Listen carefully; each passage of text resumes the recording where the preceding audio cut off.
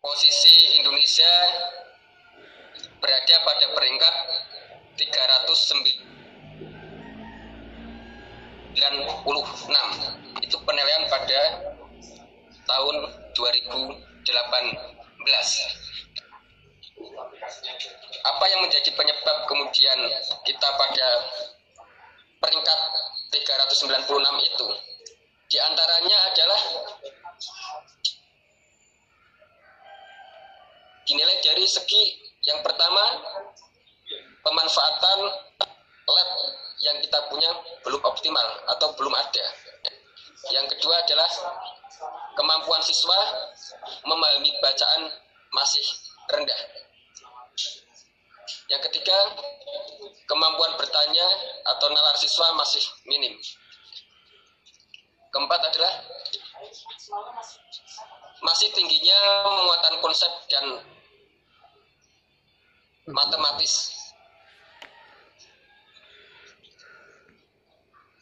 Yang kelima adalah motivasi siswa masih rendah dalam belajar. Yang keenam, keterampilan proses belum tampak. Dan ketujuh adalah pemahaman materi belum optimal. Ini adalah penilaian dari PISA sebelum masa COVID. Semoga pada masa COVID ini peringkat kita tidak turun. Paling tidak kita bisa naiklah grade-nya. Oleh karena itu, pada masa COVID ini pembelajaran kita, khususnya guru-guru PAI, tentu harus dipertahankan langkah-langkah yang terbaiknya.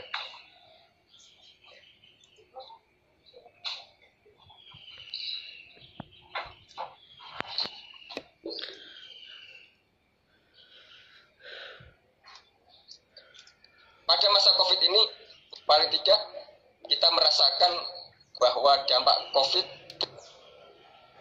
sangat luas dan kita belum tahu kapan berakhirnya. Saat ini pemerintah juga telah menetapkan social distancing dalam rangka untuk memutuskan mata rantai penyebaran COVID. Sehingga di dalam dunia pendidikan, karena kita tidak bisa melaksanakan kegiatan secara klasikal, tentu pembelajarannya didorong untuk secara online atau daring.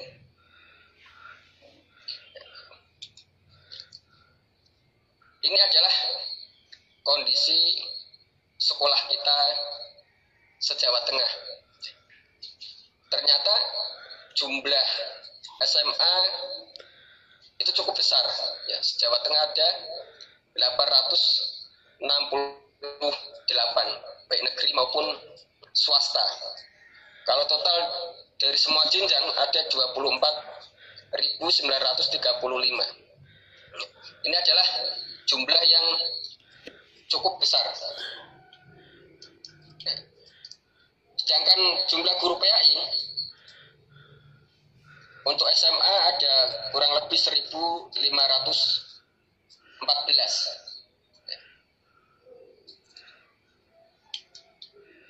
Ini jumlah peserta didik untuk jenjang SMA lumayan besar. Ternyata ada 408.090. Ini adalah jumlah besar yang perlu kita selamatkan dunia pendidikan anak-anak. Oleh karena itu, pada masa COVID ini, tugas kita adalah bagaimana kita siap meskipun proses pembelajaran di sekolah masih dihentikan, tetapi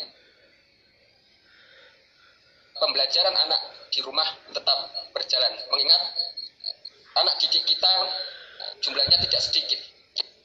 Kalau semua tingkatan ada sekitar 5 juta sekian.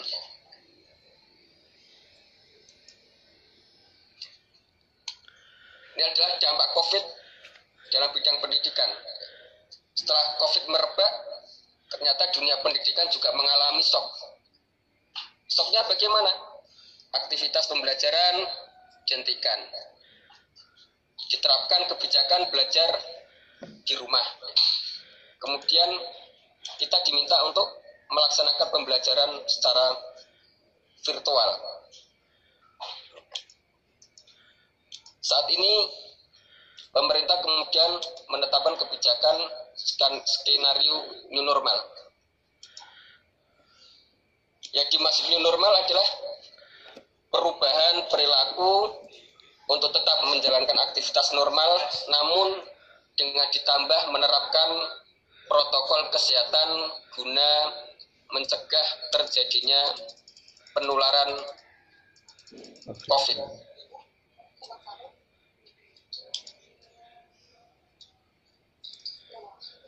Ini adalah dasar hukum kita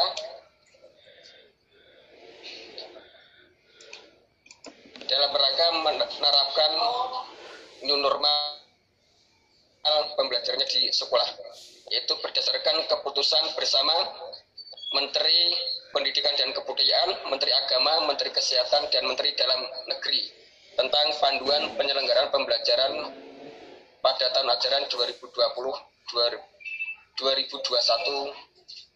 di masa pandemi virus disease 2019.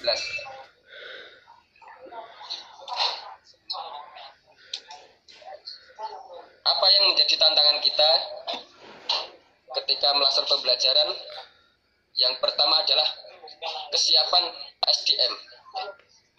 Kesiapan SDM ini titik pantaunya adalah pada kita, yaitu guru-guru PAI. Apakah kita sudah siap untuk menjalankan pembelajaran pada new normal nanti? Tentu guru-guru PAI harus punya bekal, misalnya pemahaman menggunakan teknologi pembelajaran yang saat ini tentu sudah banyak kita gunakan. Nah, saat ini kita didorong untuk banyak melakukan pembelajaran yang menggunakan teknologi, utamanya adalah pembelajaran yang berbasis virtual, sehingga kita harus familiar dengan teknologi itu. Yang kedua adalah kesiapan sarana. Ya.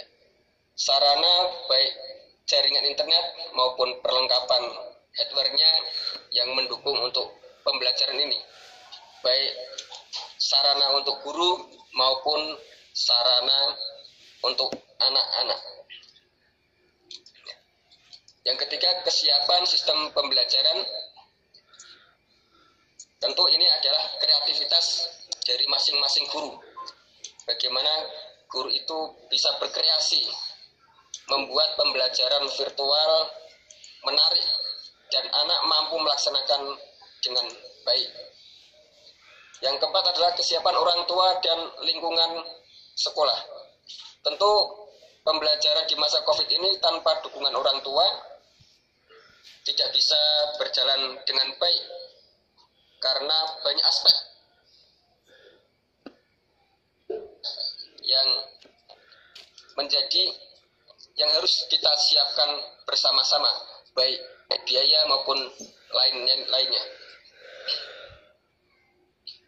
Yang kelima adalah kesiapan membangun budaya baru.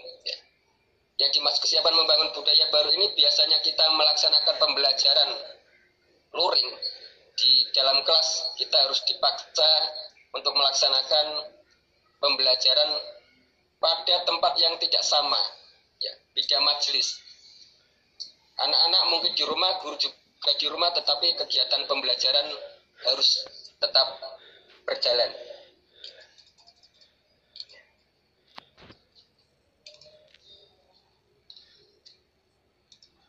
Ini adalah bagian dari respon pemerintah dalam rangka menghadapi new normal agar pembelajaran, utamanya pembelajaran PAI, tetap berjalan. Yang pertama adalah menetapkan kebijakan penyelenggaraan pembelajaran di sekolah. Yang kedua, pemetaan kesiapan sekolah. Yang ketiga, perbaikan sistem layanan pembelajaran. Dan keempat, integrasi orang tua untuk mewujudkan budaya baru yang aman sesuai dengan protokol kesehatan.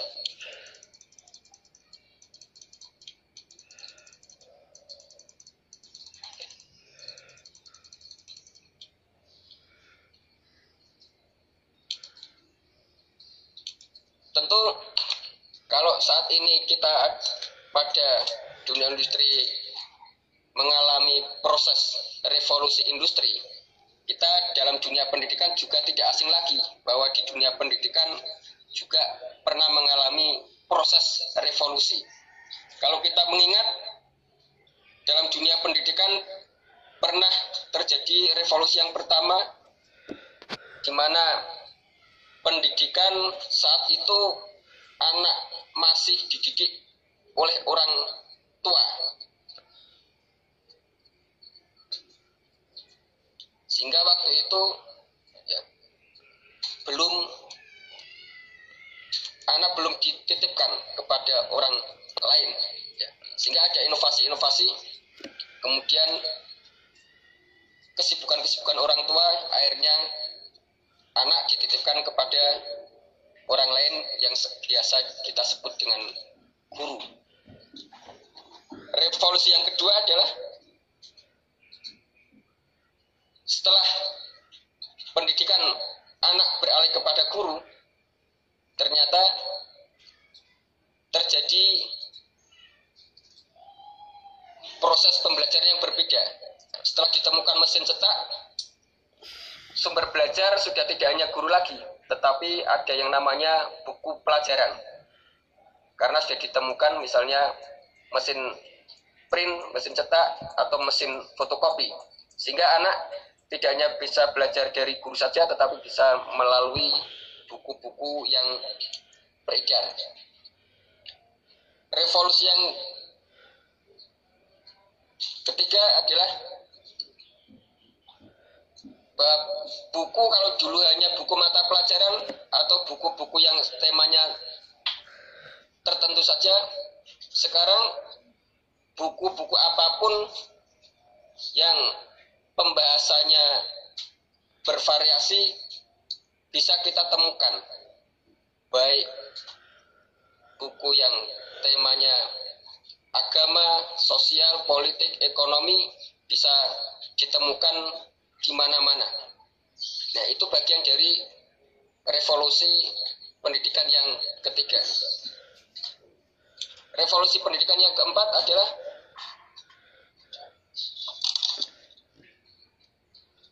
pendidikan sekarang sudah berkembang. Kalau dulu monoton atau monolog, sekarang sudah bisa didapatkan pendidikan melalui teknologi. Revolusi keempat inilah yang kemudian bisa kita manfaatkan utamanya pada masa revolusi industri dan penerapannya pada masa COVID ini. Ya.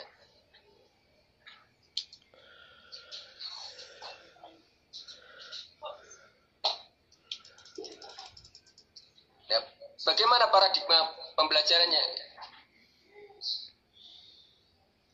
Paradigma pembelajaran pada masa COVID ini paling tidak pembelajaran yang dulu berbasis guru maupun buku sekarang bergeser menuju pembelajaran berbasis digital. Baik bentuknya pembelajaran elektronik, e-book maupun yang lainnya.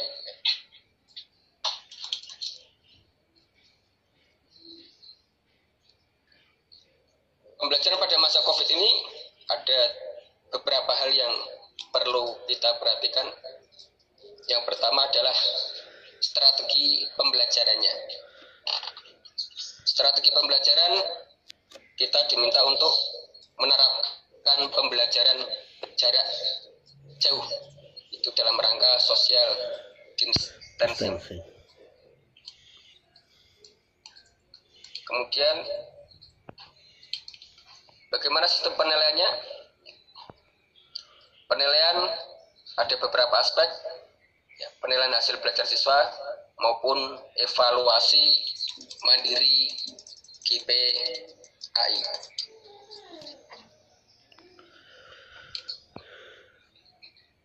Strategi nilai. Nah, karena PAI ini tidak hanya memastikan core kurikulumnya, tetapi ada hidden kurikulumnya, tentu proses pembelajaran walaupun melalui virtual, kita harus mengingat hidden kurikulum agar anak-anak itu terbentengi atau pembelajaran religiositasnya. Ini yang perlu kita ingat sehingga anak-anak dari segi aspek sikap masih terjaga. Ada beberapa platform pembelajaran e-learning yang bisa kita gunakan. Yang pertama adalah Akpai Digital, ada kelas Jateng, ada Rumah Belajar, Google Classroom, Ruang Guru, Edmodo, Moodle, Zoom yang bisa kita gunakan maupun aplikasi-aplikasi yang lain. Meskipun misalnya kelas Jateng atau Rumah Belajar belum secara spesifik memberikan ruang untuk pembelajaran PAI. Namun demikian, paling tidak ada salah satu aplikasi yang bisa kita manfaatkan dalam rangka pembelajaran PAI, yaitu Akpai Digital. Nanti secara lebih lanjut akan dijelaskan bagaimana Akpai Digital mendukung pembelajaran pada masa COVID saat ini. Kurang lebih itu yang bisa saya sampaikan. Terima kasih.